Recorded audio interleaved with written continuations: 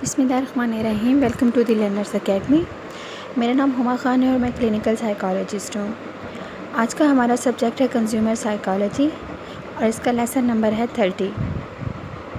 आज हम करेंगे कंज्यूमर मोटिवेशन, जिसमें हम नीड्स और गोल्स को देखेंगे, पॉजिटिव एंड नेगेटिव मोटिवेशन को देखेंगे, रैशनल वर्सेस इमोशनल मोटिवेशन को देखेंगे, types and systems of need को देखेंगे, हायरार्की ऑफ नीड को देखेंगे।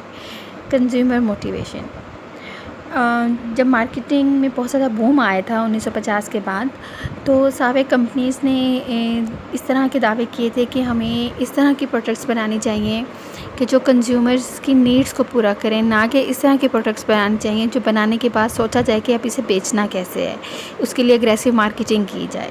तो उन्होंने ज़्यादा फोकस किया था कंज्यूमर की नीड में। इसमें एग्जांपल दी जाती है चार्ल्स रेवसन की। उसने क्या किया था, इसने नेल पॉलिश को बनाया था, इन्वेंट किया था नेल पॉलिश को।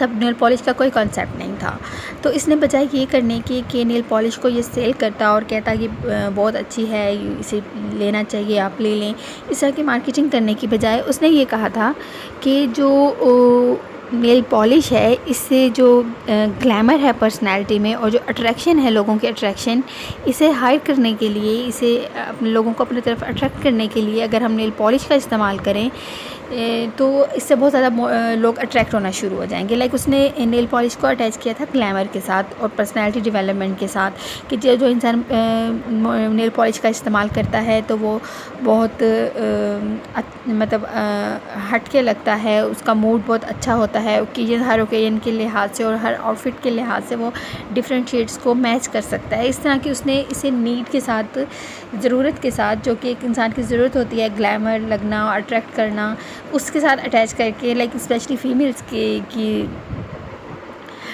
नीड्स के साथ उसने अटैच करके कहा था कि नेल पॉलिश अगर यूज़ की जाए तो आप इससे अपने रिक्वायर्ड जो रिज़ल्ट्स हैं वो ले सकते हैं। तो जिसकी वजह से उसे पूरी दुनिया में बहुत फेम मिला और आज भी नेल पॉलिश का कॉन्सेप्ट मतलब कंपल्सरी होता है कि हम इसे कॉस्मेटिक्स में ज़रूर यूज़ कर रहे होते हैं। Raven understand that he was not selling women the nail polish but fantasized that nail polish would attract attention at best to class and glamour upon the users। उसने ये काम किया था। मोटिवेशन पे हम आते हैं तो मोटिवेशन की अगर डेफिनेशन देखी जाए तो वो ये होती है a reason or reasons for acting or behaving in a particular way to achieve something। अब इसमें किसी चीज़ को हासिल करने के लिए जब हम एक्ट कर रहे होते हैं, जब हम रिएक्ट कर रहे होते हैं तो हम उसे मोटिवेशन कहते हैं। मोटिवेशन 2 टाइप्स की होती है, एक पॉजिटिव मोटिवेशन, एक नेगेटिव मोटिवेशन। पॉजिटिव मोटिवेशन होती है driving force towards some object और कंडीशन इन पॉजिटिव मोटिवेशन, जिसमें हम किसी चीज़ को हासिल करना चाह रहे होते हैं तो वहाँ पे हमारी जो मोटिवेशन यूज़ होती है उसे पॉजिटिव मोटिवेशन कहा जाता है। और जब driving force away from some object और कंडीशन, जब किसी चीज़ से या किसी ऑब्जेक्ट से दूर जाने के लिए या जान छुड़वाने के लिए हम मोटिवेशन यूज़ करते हैं तो उसे नेगेटिव मोटिवेशन कहा जाता है। किसी चीज़ की तरफ जाने के लिए, कुछ हासिल करने के लिए पॉजिटिव मोटिवेशन, और किसी चीज़ से जान छुड़वाने के लिए, उसे दूर जाने के लिए नेगेटिव मोटिवेशन कहा जाता है। अप्रोच ऑब्जेक्ट को अगर हम देखें तो अप्रोच ऑब्जेक्ट होता है, approach object is a positive goal towards with the behaviour is directed. And avoidance object वो होता है कि जिसकी तरफ इंसान रिएक्ट करता है उससे negative goal from which the behaviour is directed away, उससे मतलब दूर जाने के लिए, नेगेटिव गोल को हासिल करने के लिए, तो उसे कहा जाता है अवॉइडेंस ऑब्जेक्ट, कि जिसे अवॉइड किया जा रहा हो जिस ऑब्जेक्ट को। अप्रोच ऑब्जेक्ट इस ऑब्जेक्ट को अप्रोच किया जा रहा हो।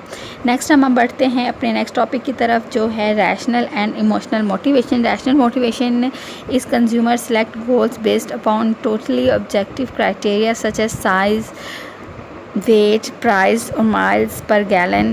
लाइक इसमें जो रैशनल, जो मटेरियलिस्टिक चीज़ें शामिल होती हैं, जिनकी सेंस होती है, जिन्हें देखा नापा जा सकता है, इन्हें रैशनल मोटिवेशन कहते हैं। इमोशनल मोटिवेशन वो होते हैं कि जिसमें गोल्स अकॉर्डिंग टू पर्सनल और सब्जेक्टिव क्राइटेरिया होता है। लाइक प्राइड हो गया, गुरूर हो गया, जिसे फेयर हो गया, खौफ, अफेक्शन हो गया, लव हो गया, हेट हो गया, स्टेटस हो गया, जिन्हें छुआ नहीं जा सकता, जिन्हें देखा नहीं जा सकता, तो उसे कहा जाता है इमोशनल मोटिवेशन।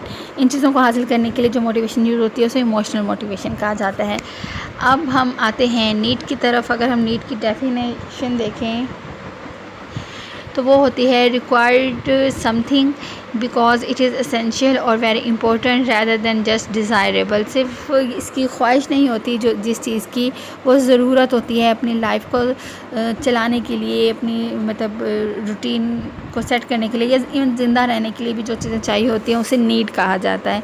ये डिज़ायर्ड इसमें शामिल नहीं होता, इसमें बेसिक रिक्वायरमेंट्स शामिल होती हैं कि जो हमें ज़िंदा रहने के लिए या सर्वाइव करने के लिए चाहिए ही चाहिए होती हैं।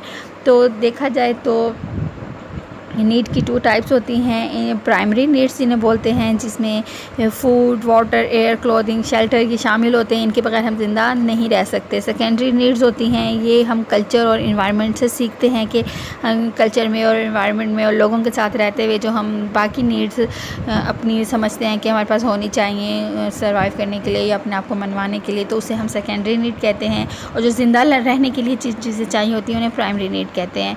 तो सेकेंडरी नीड में अफेक्शन हो गई, पावर हो गई, लर्निंग हो गई, सेल्फ़ एस्टीम हो गई, इस तरह से।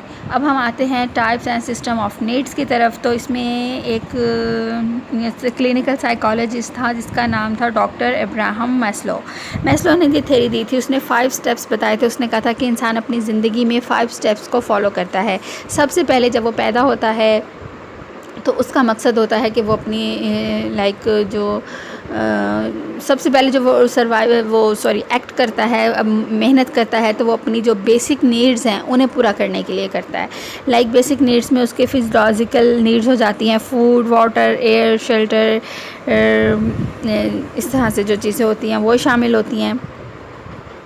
इन्हें जब वो फुलफ़िल कर लेता है, जब उसे वो अपनी रोटी, पानी, कपड़ा, मकान है, हर चीज़ को गैदर कर लेता है, तो उसके बाद जब वो सेटिस्फाई हो जाता है जब इनसे, तो फिर वो नेक्स्ट जो उसका स्टेप होता है अपने लाइफ की तरफ, वो ये होता है कि वो सेफ्टी और सिक्योरिटी को देखने लगता है। वो कहता है अब मुझे जो जिसके लिए मेहनत कर रहा होता है वो होती है सेफ्टी एंड सिक्योरिटी, जिसमें प्रोटेक्शन शामिल है, ऑर्डर एंड स्टेबिलिटी शामिल है। वो लाइफ में स्टेबिलिटी चाहता है, सिक्योरिटी चाहता है, वो इस तरह से अपने आप को सिक्योर करता है हर लिहाज से कि मेरे पास जो मेरी चीज़ें हैं, जो फिजियोलॉजिकल नीड पूरी करने के लिए जो भी मेरे पास प्रॉपर्टीज़ हैं, मैं उन्हें सिक्योर कर लूँ।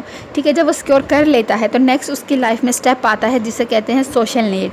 उसके बाद वो चाहता है कि अब उसे चाहा जाए, अफेक्शन हो, फ्रेंडशिप हो, बिलोंगिंग्स हो, सोशल स्टेटस हो, सोसाइटी हो, फ्रेंड्स हो, फैमिली हो। फिर वो इंजॉयमेंट के तरीके ढूंढता है कि उसे डिफरेंट लोग जो हैं अवेलेबल हों जिनके साथ वो लाइफ को इंजॉय करे और वो चाहे और चाहा भी जाए। इस तरह से वो इस नीड की तरफ आता है। ये 3rd स्टेप है। 4th स्टेप है जब वो अपनी इन सोशल नीड्स को पूरा कर लेता है, तो इसके बाद उसका जो लाइफ में 4th स्टेप आता है वो ये होता है कि वो सेल्फ़ एस्टीम चाहता है, ईगो नीड्स चाहता है, ईगो सेटिस्फेक्शन चाहता है, प्रेस्टीज चाहता है, स्टेटस चाहता है। वो चाहता है कि मैं आई एम द बेस्ट, ख़ुद को वो समझे और लोग उसे समझें। तो वो अपने आप को बेस्ट और सेल्फ़ एस्टीम की तरफ सेल्फ़ एस्टीम को अपनी सेटिस्फाई करने के लिए मेहनत करने लगता है।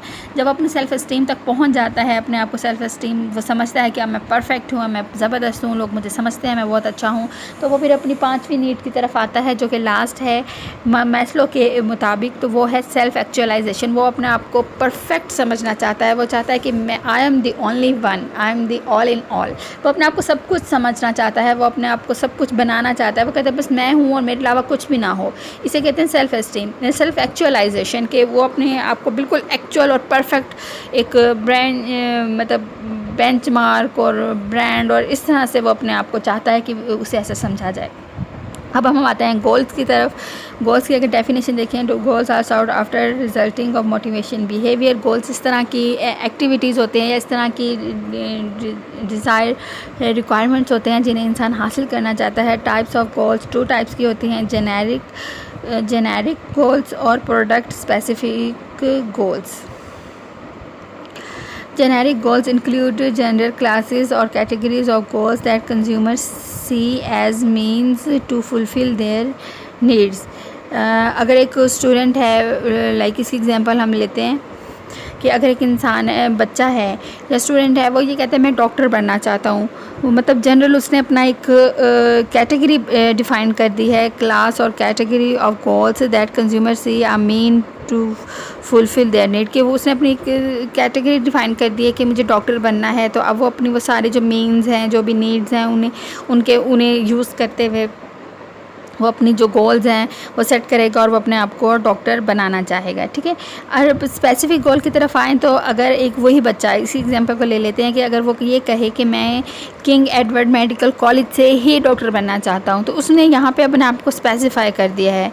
उसने जनरल छोड़ दिया है डॉक्टर बनने को, उसने स्पेसिफाई कर दिया कि मुझे अपना जो क्राइटेरिया है किंग एडवर्ड मेडिकल कॉलेज वाला ही बनाना है, तो यहाँ पर वो अपने आप को स्पेसिफाई कर रहा है। तो ये स्पेसिफिकेशन जो गोल्स का सेटअप होता है, चाहे जेनेरिक गोल्स हों या स्पेसिफिक गोल्स हों, इनकी जो बेस होती है या ये जो डिपेंड करते हैं वो पर्सनल वैल्यूज़ पे करते हैं कि इंसान अपने आप को क्या वैल्यूज़ देता है।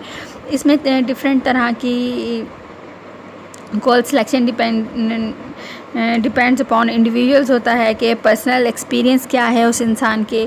अगर पर्सनल एक्सपीरियंसेस में उसके शामिल है कि उसने किसी को इस तरह से मेहनत करके और डॉक्टर बनते देखा और वो डॉक्टर बन गया, तो उसके एक्सपीरियंस में एक पॉजिटिव चीज़ आ गई, मोटिवेशन आ गई, रीइंफोर्समेंट आ गई कि हाँ मैं अगर वो बन सकता है मैं भी बन सकता हूँ। तो ये उसके पर्सनल एक्सपीरियंस पे डिपेंड करता है। अगर यही पर्सनल एक्सपीरियंस नेगेटिव होगा तो वो फिर इतना बड़े गोल्स को या उतनी मोटिवेशन के साथ अपने गोल्स की तरफ नहीं जाएगा। उसे एक नाउमीदी सी होगी कि हाँ वो नहीं हुआ तो शायद मैं भी ना हूँ, तो मैं जब अगर वो नहीं हुआ और मैं भी सिलेक्ट ना हुआ और मेरा मेरिट ना बना तो मैं क्या करूँगा। इस तरह की एक जब डिसअपॉइंटमेंट आती है तो फिर मोटिवेशन भी कम हो जाती है। दूसरी वो फिज़िकल कैपेसिटी को देखता है कि क्या मैं इतनी मेहनत कर सकता हूँ डॉक्टर बनने के लिए। अगर मुझे जिस तरह की जो भी मेरे से डिमांड की जाती हैं या जो भी मुझसे एक्सपेक्ट किया जाती है मेहनत, क्या वो मैं कर सकता हूँ, मैं फ़िज़िकली इतना फ़िट हूँ या नहीं हूँ। इस चीज़ पे भी डिपेंड कर रहा होता है कि अगर वो फ़िट है तो ऑब्वियसली वो बहुत मोटिवेटेड होगा कि हाँ मैं कर लूँगा। अगर वो खुदा न खास्ता माजूर है या उसे कोई बीमारी है तो वो उतना ज़्यादा मोटिवेटेड नहीं होगा और उतनी ज़्यादा उम्मीद भी नहीं रख पाएगा। Prevalence culture norms and values हैं कि कल्चर्स के नॉर्म्स और वैल्यूज़ क्या कहते हैं, क्या वो उसकी गोल्स को सपोर्ट करते हैं या सपोर्टिव नहीं हैं। सपोज़ अगर एक इस्लामिक माशरा है, उसमें कोई कहे मुझे म्यूज़िकल फील्ड की तरफ जाना है, म्यूज़िक की तरफ जाना है या ड्रामा या फिल्म ग्रामर इस तरफ जाना है, मीडिया में जाना है, तो उसे मोटिवेट नहीं किया जाएगा, उसे डीमोटिवेट किया जाएगा। तो ये नॉर्म्स एंड वैल्यूज़ भी कल्चर की पर भी डिपेंड करता है। नेक्स्ट है goals accessibility in the physical and social environment. जो उसका सोशल इन्वायरमेंट है, जो उसका फिज़िकल इन्वायरमेंट है, वो उसके गोल्स को अप्रूव करता है, सपोर्टिव है या नहीं है। बस आज का लेक्चर इतना ही। अल्लाह हाफ़िज़।